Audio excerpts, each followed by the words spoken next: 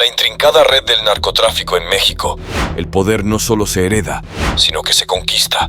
Los Chapitos, herederos de uno de los cárteles más poderosos de la historia, no solo tomaron el control tras la captura de su padre, el Chapo Guzmán, sino que se embarcaron en una misión de purga para eliminar cualquier amenaza interna que pudiera fragmentar su imperio. La traición y la rivalidad eran parte de su día a día, y dentro de esta red de alianzas frágiles y de desconfianza nació la disputa con el Mallito Flaco. Para los Chapitos, su ex aliado representaba una amenaza directa y, sobre todo, una traición intolerable. Así comenzaría una cacería que culminaría en uno de los actos más brutales y calculados en la historia del narcotráfico. El Mallito Flaco, conocido por su vida excéntrica y su ambición desmesurada, había consolidado su propio poder y extendido su influencia en una escala que preocupaba a los Chapitos. Desde su mansión en Sinaloa, rodeado de lujos y protegido por un ejército personal, organizaba fiestas opulentas donde se daban cita a otros poderosos de la mafia. Estas fiestas, celebradas en enormes salones de mármol decorados con columnas de estilo griego y alfombras persas, no solo eran un despliegue de su riqueza, sino también una muestra de su capacidad para reunir aliados. El Mallito Flaco se sentía imbatible, sin imaginar que esta misma arrogancia sería su perdición. Los Chapitos supieron de la traición a través de sus infiltrados y decidieron actuar con una frialdad quirúrgica. Planearon una operación meticulosamente orquestada para destruir a el Mallito Flaco desde adentro, empezando por aislarlo y desmantelar cada uno de sus pilares de apoyo. En primer lugar, enviaron emisarios y sicarios a sus filas, quienes reportaban información detallada sobre sus movimientos, sus horarios y hasta sus conversaciones privadas en las fiestas.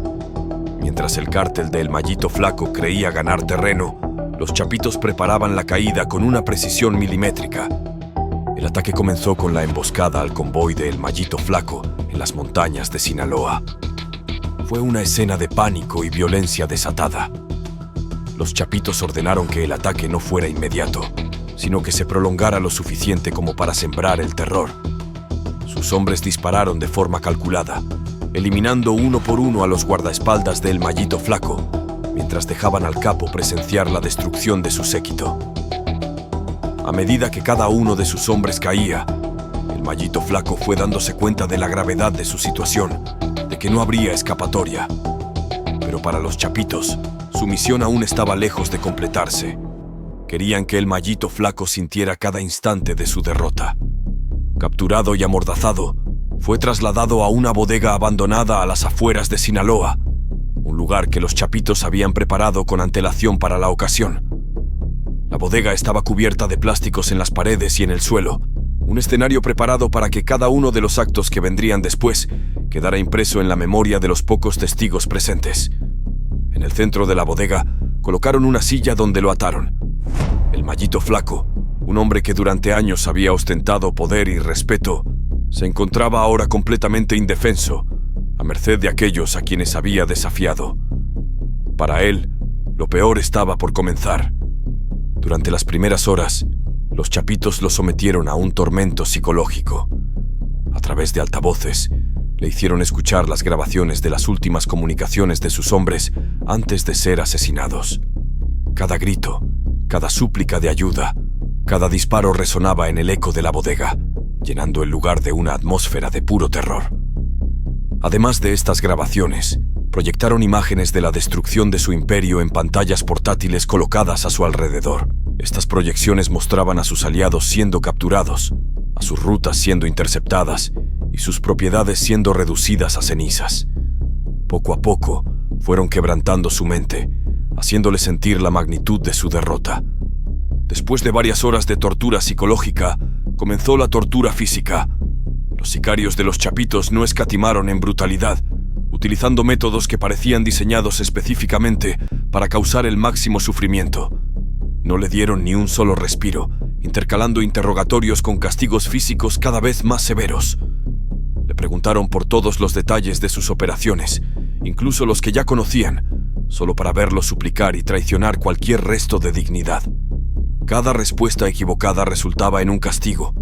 Cada súplica era ignorada con una frialdad que desdibujaba cualquier rasgo de humanidad en sus captores. El Mallito Flaco fue forzado a grabar una serie de mensajes, cada uno más desgarrador que el anterior, dirigidos a sus propios hombres. Lo que en un principio parecía una simple declaración de derrota, se convirtió rápidamente en una cadena de confesiones forzadas, donde cada palabra cargaba el peso de su caída. Estos videos no eran simplemente grabaciones para mostrar su arrepentimiento o sumisión, sino un proceso gradual de destrucción psicológica, un espectáculo calculado para que el Mallito Flaco experimentara en carne propia cómo su propio poder se desmoronaba ante él. Los chapitos le obligaron a arrodillarse frente a la cámara, bajo el peso de una mirada fría y burlona que reflejaba su absoluta impotencia. Ya no era el líder imponente de antes.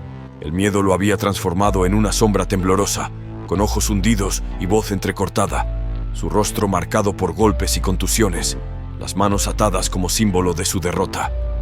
Cada video era peor que el anterior. Cada grabación suponía un nuevo nivel de humillación. Los chapitos no se conformaban con obligarlo a admitir su fracaso. Querían que experimentara la sumisión total, que se convirtiera en un testamento viviente de su caída. Le hicieron repetir, una y otra vez, que el poder de los chapitos era absoluto, que no había esperanza para aquellos que intentaran oponerse, que la resistencia era inútil. Lo forzaron a suplicar clemencia y a pedirles a sus hombres que no cometieran el mismo error que él había cometido, todo mientras sus captores se burlaban de cada palabra que pronunciaba, disfrutando del espectáculo de su destrucción. La cámara captaba cada detalle, su voz rota, sus ojos apagados, el temblor en sus manos que revelaba el pánico que lo consumía. Estos videos no solo eran una prueba de su derrota, sino una herramienta para desmantelar su influencia, para borrar cualquier rastro de autoridad que pudiera quedarle. Con el paso de las horas, el Mallito Flaco fue perdiendo cualquier atisbo de dignidad que pudiera quedarle. Las palabras se le entrecortaban, y su voz, que antes había sido firme y poderosa, se había convertido en un hilo débil, incapaz de sostener la imagen de liderazgo que alguna vez proyectó. Los chapitos, en un acto de crueldad deliberada, le exigieron detalles sobre sus operaciones, nombres de aliados y rutas de tráfico, no porque necesitaran la información, sino porque querían que él mismo traicionara cada aspecto de su propio imperio. Era una forma de quebrarlo desde dentro, de hacerle sentir que todo aquello por lo que había luchado estaba siendo destruido por sus propias palabras. Una vez que grabaron los mensajes, los chapitos distribuyeron los videos entre los pocos aliados que aún le quedaban a el Mallito Flaco, aquellos hombres que todavía le guardaban algo de lealtad y que creían en su liderazgo. Pero al recibir los videos, la reacción fue devastadora. Estos hombres, que hasta entonces habían considerado la posibilidad de resistir y luchar por su jefe, ahora veían a un líder destruido, un hombre que alguna vez había sido temido, reducido a un ser patético y suplicante. La imagen del Mallito Flaco en ese estado, con la voz rota y la mirada vacía, rompió el último rastro de lealtad que pudiera quedarle. Al ver a su líder humillado y sometido, muchos de sus aliados entendieron la magnitud del poder de los chapitos, el alcance de su crueldad y el mensaje implícito. Cualquiera que se atreviera a oponerse enfrentaría una muerte mucho peor que la del Mallito Flaco. Los chapitos sabían perfectamente lo que estaban logrando. Con estos videos, no solo estaban eliminando a un rival, estaban construyendo una leyenda de terror, un símbolo que resonaría en las mentes de todos los que alguna vez hubieran considerado desafiarlos. El nombre de El Mallito Flaco se convirtió en sinónimo de fracaso y humillación, un recordatorio de que enfrentarse a los chapitos no solo significaba la muerte, sino un proceso de destrucción lenta y pública. Este acto de humillación era tan importante para ellos como la tortura física, ya que comprendían que el verdadero poder no solo se construye con fuerza bruta, sino con control psicológico. El objetivo era simple: hacer de El Mallito Flaco un ejemplo viviente, una advertencia que dejaría marcado a cualquiera que la viera. Finalmente, tras días de tortura, humillación y degradación, llegó el momento de su ejecución. Los chapitos no planeaban ofrecerle una salida rápida ni indolora. La muerte de El Mallito Flaco debía ser tan pública y aterradora como su captura. Lo ataron y lo dejaron en una carretera principal, a la vista de sus antiguos territorios, cerca de uno de los puntos de control de su cártel. Allí, bajo la luz del amanecer, su cuerpo inerte fue encontrado por sus propios hombres, algunos de los cuales lo habían seguido lealmente durante años. La imagen de su cadáver en esa carretera, expuesto y humillado, fue un último mensaje, una advertencia visual de que la traición a los chapitos se pagaba con una muerte brutal y despiadada. La noticia de su caída se extendió rápidamente por todo Sinaloa y pronto se convirtió en una historia contada en susurros, una advertencia para todos los que pensaran en desafiar el dominio de los chapitos. Su caída no solo marcó el fin de su cártel, sino también un punto de inflexión en la historia del narcotráfico en la región. La imagen de El Mayito Flaco, reducido a una figura de terror y fracaso, resonó en las calles y en las mentes de quienes alguna vez habían escuchado su nombre.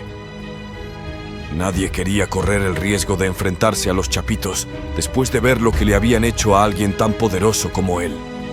Hoy en día, Sinaloa vive bajo la sombra de los chapitos, un lugar donde el poder se paga con sangre y donde la lealtad es una moneda que pocos se atreven a jugar.